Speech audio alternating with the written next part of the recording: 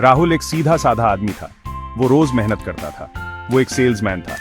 राहुल घर घर जाकर अपना सामान बेचता था। उसके चेहरे पर हमेशा मुस्कान रहती थी। लोग राहुल को पसंद करते थे। वो एक अच्छा इंसान था। एक दिन राहुल के बॉस ने उसे बुलाया। राहुल, उसने कहा, मेरे पास तुम्हारे लिए एक खास काम है। राहुल बहुत खुश हुआ। वो सोचने लगा कि ये क्या होगा। उसके बॉस ने उसे एक स्पेशल सूट दिया। इसे पहनो, उसने कहा, और कुछ कमाल होगा।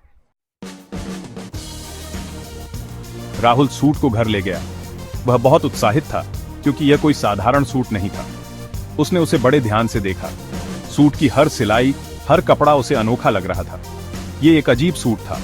ऐसा सूट उसने पहले कभी नहीं देखा था। यह चमकदार कपड़े से बना था। राहुल ने सूट पहना। उसे लगा जैसे वह किसी जादुई दुनिया में प्रवेश कर रहा हो। अचानक उसे कुछ अलग महसूस हुआ। जैसे ही उसने सूट पहना, उसे अपने अंदर एक अजीब सी ऊर्जा महसूस हुई।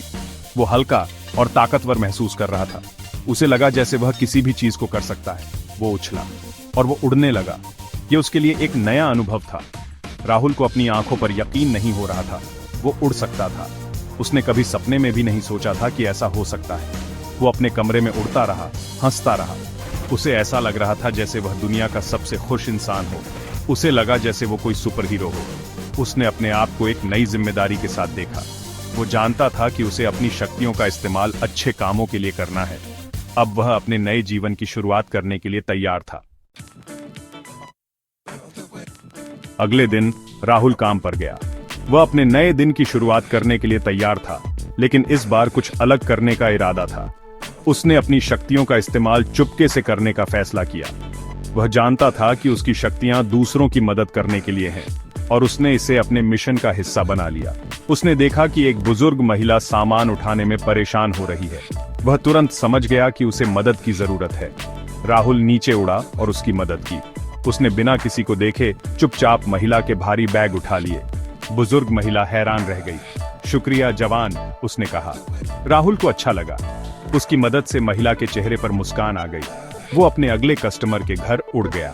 राहुल ने सोचा कि अगर वह अपनी शक्तियों का सही इस्तेमाल करे तो वह और भी लोगों की मदद कर सकता है। उसने अपना सेल्स पिच दिया, लेकिन इस बार उसने सिर्फ अपने प्रोडक्ट्स के बारे में बात नहीं की। इस बार उसने उनके घर के कामों में भी मदद की। उसने देखा कि घर में कुछ काम अधूरे पड़े हैं और उसने तुरंत उन्हें पूरा करने का बीड़ा उठाया। उसने अपनी ताकत से भारी बक्से उठाए। उसके ग्राहक उसकी इस मदद से बहुत खुश हुए। उसने अपनी स्पीड से पैकेज डिलीवर किए। राहुल ने महसूस किया कि उसकी शक्तियां सिर्फ उसके लिए नहीं, बल्कि दूसरों की भलाई के लिए भी हैं। Section 4 the day Rahul became a hero. एक दिन राहुल काम पर जा रहा था, उड़ते हुए। उसने देखा कि एक बिल्डिंग से धुआं निकल रहा है। आग! उसने लोगों को चिल्लाते सुना। राहुल जानता था कि उसे जल्दी करना होगा। वो जलती हुई बिल्डिंग की तरफ उड़ा। उसने देखा कि लोग अंदर फंसे हुए हैं। राहुल बिल्डिंग के अंदर गया। उसने एक एक करके लोगों को बाहर निकाला। उसने उन्हें आग से बचाया। सब लोग सुरक्षित थे। सबने राहुल के लिए तालियां बजाईं। वो एक सच्चा हीरो था। Section 5 sales hero. राहुल की बहादुरी की खबर हर जगह फैल गई। हर अखबार और न्यूज चैनल पर उसकी चर्चा हो रही थी। लोग उसकी कहानी सुनकर प्रेरित हो रहे थे। सबको उड़ने वाले सेल्समैन के बारे में पता चल गया। लोग उसकी ताकत और साहस की तारीफ कर रहे थे। उन्होंने उसे सेल्स हीरो कहा। हर कोई उसकी तारीफ कर रहा था और उसे एक हीरो मान रहा था। राहुल लोगों की मदद करने के लिए अपनी शक्तियों का इस्तेमाल करता रहा।